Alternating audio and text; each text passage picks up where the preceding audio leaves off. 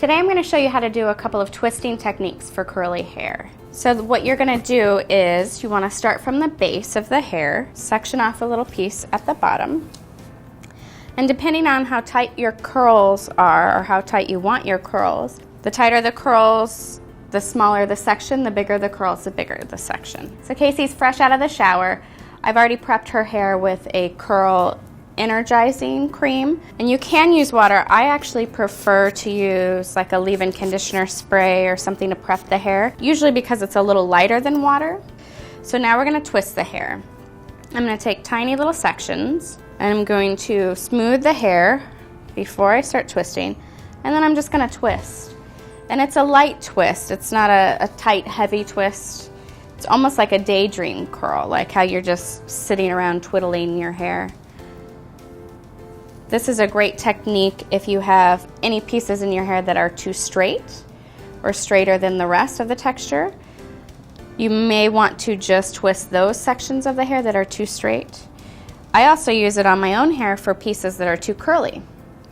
A lot of times near our hairline in the front of our face, around our face, tends to be too curly, or else the hair underneath tends to be too curly or too straight. So these are great techniques for utilizing that. It's redistributing your product. So if you have trouble with your hair with frizz or with it lasting all day, these are great things. Truthfully, when I do this to my hair, it takes me probably 5 minutes, and I usually do it on the couch watching TV. So it's very easy. Now if you wanted to play around with your hair and make it fuller, make the curls a little bit bigger, you could take larger sections. You could even take, as few as 3 or 4 big sections in the back. You could almost create like quadrants in the back of the head and just curl those big curls and then diffuse those, and you should see that you get a little bigger curls.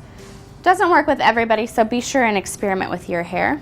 All the product is in the hair now, so as I'm twisting along, it's redistributing the product. If your hair was more on the wavy side, one thing that I like to do after I twist in my curl enhancing product is spritz on a little beach spray or a salt spray. It's a really great way to add a little bit of kind of weightless hold and texture if your hair isn't necessarily curly. So I'm just going to continue on.